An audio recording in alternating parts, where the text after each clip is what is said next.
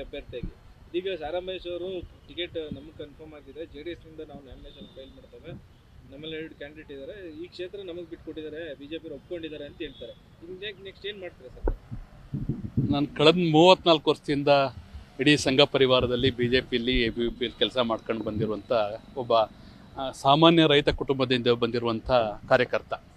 ನಾನು ಮೊದಲನೇ ಬಾರಿಗೆ ಏನು ಟಿಕೆಟ್ ಕೇಳಿಲ್ಲ, ಕಳೆದ 3 ಸಲ ನಾನು ಟಿಕೆಟನ್ನು ಕೇಳಿದ್ದೆ.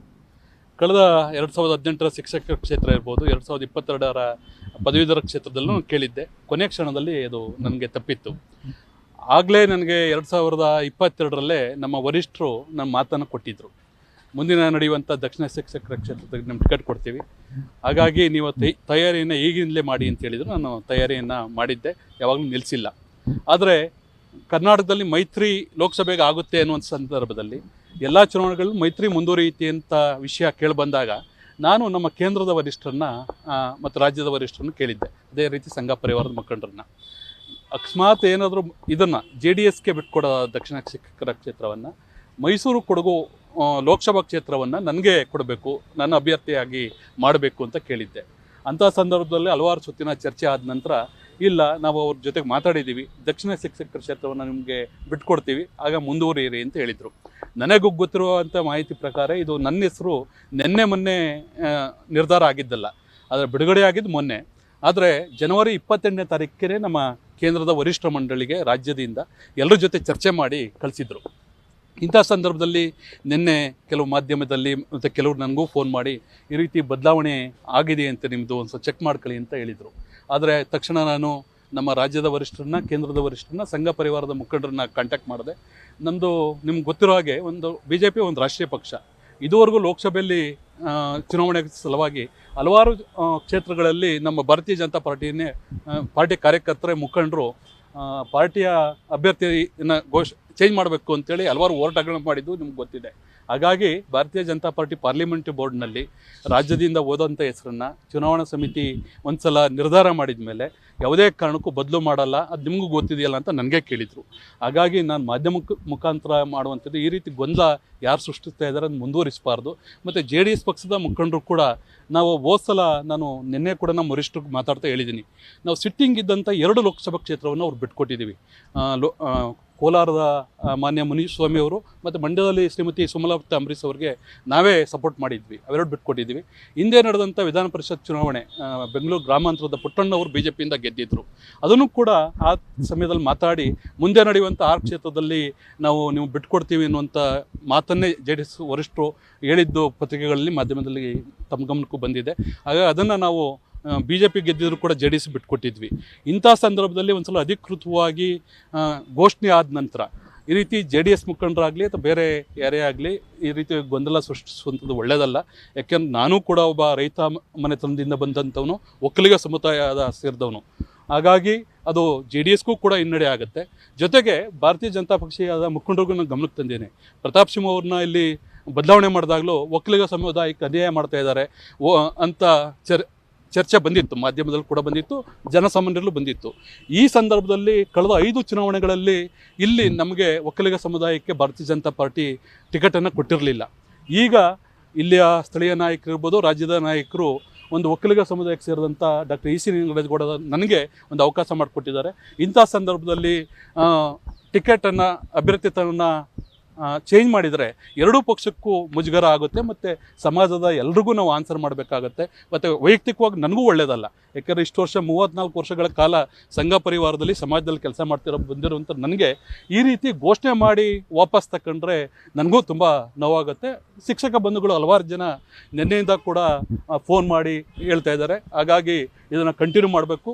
ಮತ್ತು JDS ಪಕ್ಷದ ಹಿರಿಯರಾದಂಥ ಮಾನ್ಯ ಮಾಜಿ ಪ್ರಧಾನಮಂತ್ರಿಗಳಾದಂಥ ದೇವೇಗೌಡರಲ್ಲಿ HD ಕುಮಾರಸ್ವಾಮಿ ಅವ್ರನ್ನ ವಿನಂತಿ ಮಾಡ್ಕೊಳ್ಳೋದು ಇಷ್ಟೇ, ನಾವು ಕೂಡ ಮೊನ್ನೆ ಲೋಕಸಭೆ ಚುನಾವಣೆಯಲ್ಲಿ ನಿಮಗೆ ವೋಟ್ ಮಾಡಿದ್ದೀವಿ, ಅತಿ ಹೆಚ್ಚು ಮತಗಳಿಂದ ನೀವು ಗೆಲ್ತೀರಿ. ಜೊತೆಗೆ ನನ್ನೂರಿನಲ್ಲಿ ಏನು 4ನೇ ತಾರೀಕು ಕೌಂಟಿಂಗ್ ಬಂದಾಗ ಗೊತ್ತಾಗುತ್ತೆ 80% ಎಷ್ಟು ಫೋಲಿಂಗ್ ಆಗಿರುತ್ತೆ, ಅಲ್ಲಿ ನಿಮಗೆ HD ಕುಮಾರಸ್ವಾಮಿ ಅವರ ಜಾತ್ಯತೀತ ಜನತಾ ದಳಕ್ಕೆ ಬರುತ್ತೆ. ಈ ರೀತಿ ಕೆಲಸ ಮಾಡಿರುವಂಥ ನಮಗೆ ನೀವು ಇಂಥ ಸಂದರ್ಭದಲ್ಲಿ ಯಾವುದೋ ಕಾರಣಕ್ಕೋಸ್ಕರ ಚೇಂಜ್ ಮಾಡಬೇಕು ಅಂತ ಒತ್ತಡವನ್ನು ತರುವಂಥದ್ದು ಮಾಡಿದರೆ ನಿಮಗೆ ಖಂಡಿತ ಹಿನ್ನಡೆ ಆಗುತ್ತೆ. ಹಾಗಾಗಿ ಮಾಧ್ಯಮ ಮುಖಾಂತರ ನಾನು ನಿಮ್ಮಲ್ಲಿ ಕೇಳ್ಕೊಳ್ಳೋದು ಇಷ್ಟೇ, ಯಾವುದೇ ಕಾರಣಕ್ಕೂ ಆ ರೀತಿ ನಿಮ್ಮ ಯಾವುದೋ ಮುಖಂಡರು ಕೇಳಿದರೂ ಕೂಡ ಅದಕ್ಕೆ ಒಪ್ಪಂತೆ ಭಾರತೀಯ ಜನತಾ ಪಕ್ಷದ ಅಭ್ಯರ್ಥಿಯಾದ JDS ಮೈತ್ರಿಕೂಟದ NDA ಅಭ್ಯರ್ಥಿಯಾದಂಥ ನನಗೆ ನೀವು ಸಪೋರ್ಟ್ ಮಾಡಬೇಕು. ಹಾಗಾಗಿ ನಾನು ಮೇ 16ನೇ ತಾರೀಕು ಗುರುವಾರ ಬೆಳಗ್ಗೆ 11 ಗಂಟೆಗೆ ನಾಮಪತ್ರವನ್ನು ಸಲ್ಲಿಸ್ತಾ ಇದ್ದೇನೆ. ಎರಡೂ ಪಕ್ಷದ ಮುಖಂಡರು ಬರ್ತಾರೆ. ಹಾಗಾಗಿ ಇದರಲ್ಲಿ ಯಾವುದೇ ರೀತಿಯ ಗೊಂದಲ ಬೇಡ. ಎಲ್ಲ ಶಿಕ್ಷಕ ಬಂಧುಗಳು ನನ್ನ ಬೆಂಬಲಿಸೋದ್ರಿಂದ ಒಂದು ವೇಳೆ JDSಗೆ ಹೋಗ್ಬೇಕು, ಈಗ ಹೊಸದಾಗಿ ಇದನ್ನ ನಾಮದಿ ಆಡಿದ್ರೆ ನಿಮ್ಮ ಹೆಸರು ಬದಲಾವಣೆ ಆದ್ರೆ ನಿಮ್ಮ ನಡೆ ಏನಿರುತ್ತೆ ಅಂತ ಮುಂದೆ? ಸರ್, ನನಗೆ 100ಕ್ಕೆ 100ರಷ್ಟು ಅಚಲ ವಿಶ್ವಾಸ ಇದೆ. ಯಾಕೆಂದರೆ ಭಾರತೀಯ ಜನತಾ ಪಕ್ಷ ಇವತ್ತಿಂದಲ್ಲ, 1980ರಲ್ಲಿ ಪ್ರಾರಂಭ ಆಗಿರೋದು. ಅದಕ್ಕಿಂತ ಮೊದಲು ಜನಸಂಘ ಇದ್ದ ಸಂದರ್ಭ. ಸೋಲು ಗೆಲುವು ಬೇರೆ. ನಾವು ಹಲವಾರು ಚುನಾವಣೆ ಸೋಲೋದಕ್ಕೆ ಮಾಡಿದ್ದೀವಿ. ನಾನು ಹಲವಾರು ಚುನಾವಣೆಗಳ ಇನ್ಚಾರ್ಜ್ ಇದ್ದಾಗ ಆ ಚುನಾವಣೆ ಸೋಲ್ತೀವಿ ಅಂತ ಗೊತ್ತಿದ್ರು ನಾವು ಎಷ್ಟು ನಮ್ಮ ಮತ ಬರುತ್ತೆ ಅನ್ನೋ ಕಾರಣಕ್ಕೋಸ್ಕರ ಮಾಡಿದ್ದೀವಿ. ಸೋಲು ಗೆಲುವು ನಿರ್ಧಾರ ಆಗುವಂಥದ್ದು ಜೂನ್ 3ರ ಶಿಕ್ಷಕ ಬಂಧುಗಳು ನಿರ್ಧಾರ ಮಾಡಿದ ಮೇಲೆ ಜೂನ್ 6ರ ಫಲಿತಾಂಶ ಬರುತ್ತೆ. ನನಗೆ ವಿಶ್ವಾಸ ಇದೆ, ಯಾವುದೇ ಕಾರಣಕ್ಕೂ ಭಾರತೀಯ ಜನತಾ ಪಾರ್ಟಿಯ ವರಿಷ್ಠ ಮಂಡಳಿ, ಕೇಂದ್ರದ ವರಿಷ್ಠರಾಗಲಿ, ರಾಜ್ಯದ ವರಿಷ್ಠರಾಗಲಿ, ಸಂಘ ಪರಿವಾರದ ಮುಖಂಡರಾಗಲಿ ಇದನ್ನು ಬದಲಾವಣೆ ಮಾಡೋದಕ್ಕೆ ಬಿಡಲ್ಲ. ಒಬ್ಬ ಸಾಮಾನ್ಯ ಕಾರ್ಯಕರ್ತಂಗೆ, ಯಾಕೆಂದರೆ ಇಡೀ ರಾಜ್ಯದ ಎಲ್ಲ ಕಾರ್ಯಕರ್ತರು, ಪರಿವಾರದ ಕಾರ್ಯಕರ್ತರು, ಭಾರತೀಯ ಜನತಾ ಪಾರ್ಟಿ ಕಾರ್ಯಕರ್ತರು ಅವ್ರಿಗೆ ಟಿಕೆಟ್ ಸಿಕ್ಕದಂಥ ರೀತಿಯಲ್ಲಿ ಸಂಭ್ರಮ ಪಡಬೇಕಾದ್ರೆ ಈ ರೀತಿ ಬದಲು ಮಾಡ್ತಾರೆ ಅಂತ ನನಗೇನಿಲ್ಲ.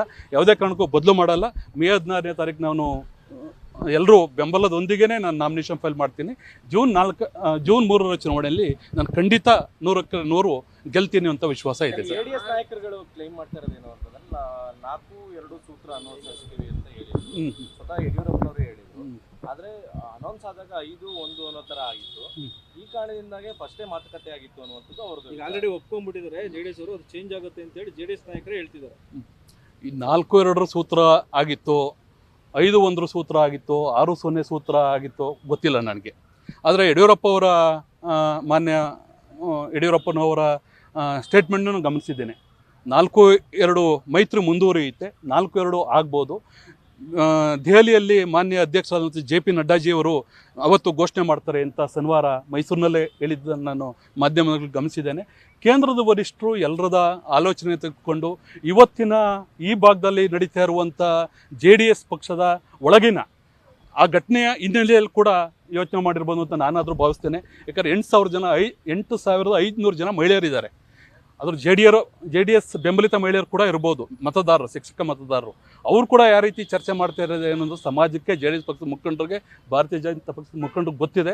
ಹಾಗಾಗಿ ನಾನು ಈ ಮುಖಾಂತರ ಮತ್ತೊಮ್ಮೆ ಹೇಳುವಂಥದ್ದು, JDSನವರು ಯಾವುದೋ ಒಂದು ಸೀಟು ಸಲುವಾಗಿ ಹಠ ಹಿಡಿದಂತೆ ಒಕ್ಕಲಿಗ ಸಮುದಾಯದ ಡಾಕ್ಟರ್ EC ನಿಂಗರಾಜಗೌಡ ನನಗೆ ಅವರು ಸಪೋರ್ಟ್ ಮಾಡಬೇಕು ಅನ್ನುವಂಥದ್ದನ್ನ ಆಗ್ರಹಪೂರ್ವಕವಾಗಿ ನಾನು ಅವರೆಲ್ಲರಲ್ಲಿ ವಿನಂತಿಯನ್ನು ಮಾಡ್ತೇನೆ.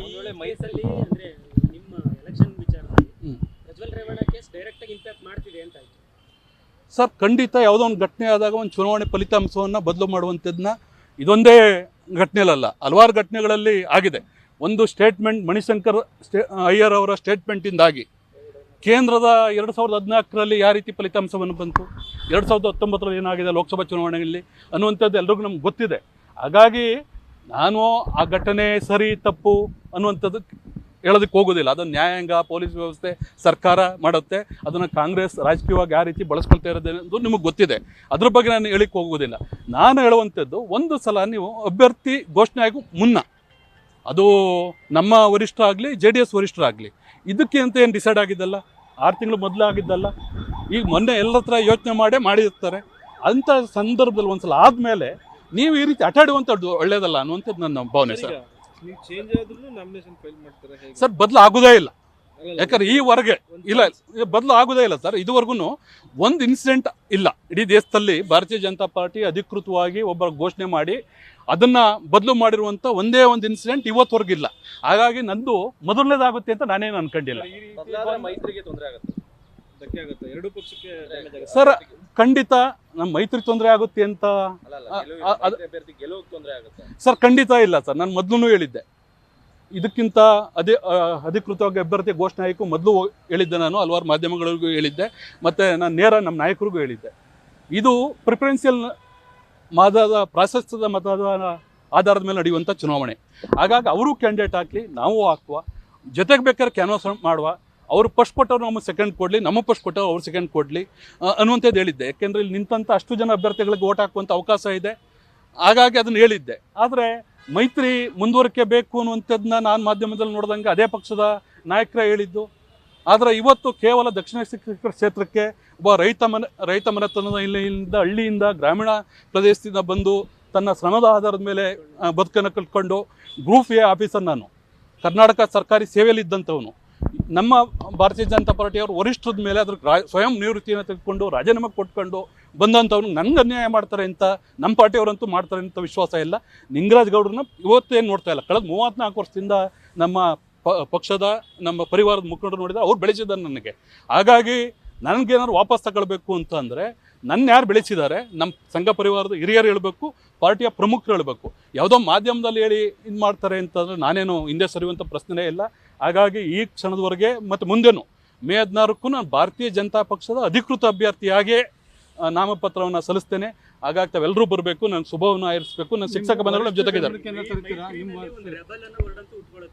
ನೀವು ನಾಮಿನೇಷನ್ ಹಾಕಿದ್ರೆ ಜೆಡಿಎಸ್ ನವರು ರೆಬಲ್ ಆಗ್ತಾರೆ ಅಥವಾ ಜೆಡಿಎಸ್ ನವರಿಗೆ ಬಿಟ್ಕೊಡುವಂತ ಸಂದರ್ಭದಲ್ಲಿ ನೀವು ರೆಬಲ್ ಆಗ್ತೀರಿ? ಸರ್, ನನಗೆ ಒಬ್ಬ ಆಶಾವಾದಿ, ನನಗನ್ಸೋದು JDS ಅವ್ರು ರೆಬಲ್ ಆಗ್ತಾರೆ ಅಂತ ಅನ್ಸೋದಿಲ್ಲ. ಯಾಕೆಂದರೆ ಭಾರತೀಯ ಜನತಾ ಪಕ್ಷ ತನ್ನ ಅಧಿಕೃತ ಅಭ್ಯರ್ಥಿಯನ್ನು ಘೋಷಣೆ ಮಾಡಿದೆ ನನ್ನನ್ನು. ಹಿಂದೆ ಪುಟ್ಟಣ್ಣವರ ಕ್ಷೇತ್ರದ ವಿಷಯ ಬಂದಾಗಲೂ ಅವಾಗ ಆ ಪಕ್ಷದ ವರಿಷ್ಠರು ಕಾರಣ ಕೊಟ್ಟಿದ್ದೇನಂತಂದರೆ ನಾವು 7 ತಿಂಗಳ ಮೊದಲೇ ರಂಗನಾಥ್ ಅವರು ಮಾತು ಕೊಟ್ಬಿಟ್ಟಿದ್ವಿ, ಆ ಕಾರಣಕ್ಕೆ ಬಿಟ್ಕೊಡಿ ಅಂತ ಹೇಳಿದರು. ಹಾಗೆ ಭಾರತೀಯ ಜನತಾ ಪಕ್ಷದ ರಾಜ್ಯದ ವರಿಷ್ಠರು ತುಂಬ ಹೃದಯ ವೈಶಾಲ್ಯತೆಯಿಂದ ಅದನ್ನು BJP ಗೆದ್ದಿದ್ರು ಕೂಡ ಬಿಟ್ಕೊಟ್ಟಿದ್ರು. ಇವತ್ತು ಆ ಹೃದಯ ವೈಶಾಲ್ಯತೆಯನ್ನು JDS ಪಕ್ಷದ ರಾಜ್ಯದ ಮುಖಂಡರು ಕೊಡಬೇಕು ಅನ್ನುವಂಥದ್ದು ನನ್ನ ವಿನಂತಿ ಅಷ್ಟೇ. ಸರ್, ಈ ರೀತಿಯ ಗೊಂದಲ ಫಲಿತಾಂಶ ಮೇಲೆ ಪರಿಣಾಮ ಬೀರಲ್ವಾ? ಸರ್, ಖಂಡಿತ ಫಲಿತಾಂಶಕ್ಕೆ ಇದು ಒಂದು ಬ್ರೇಕಪ್ ಆಗುತ್ತೆ, ನಾನು ಇಲ್ಲ ಅಂತ ಏನು ಹೇಳೋದಿಲ್ಲ. ಏಕೆಂದರೆ ನಿನ್ನೆಯಿಂದ ನಾನು ಈ ರೀತಿಯ ಪ್ರಶ್ನೆಗಳಿಗೆ ಉತ್ತರ ಕೊಡೋದ್ರಲ್ಲೇ ನಿರತರಾಗಿದ್ದೀನಿ ಕೆಲಸ ಮಾಡೋದ್ರ ಜೊತೆಗೆ.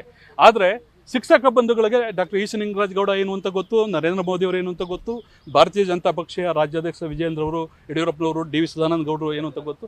ಭಾರತೀಯ ಜನತಾ ಪಕ್ಷದ ಜೊತೆಗಿದ್ದಾರೆ.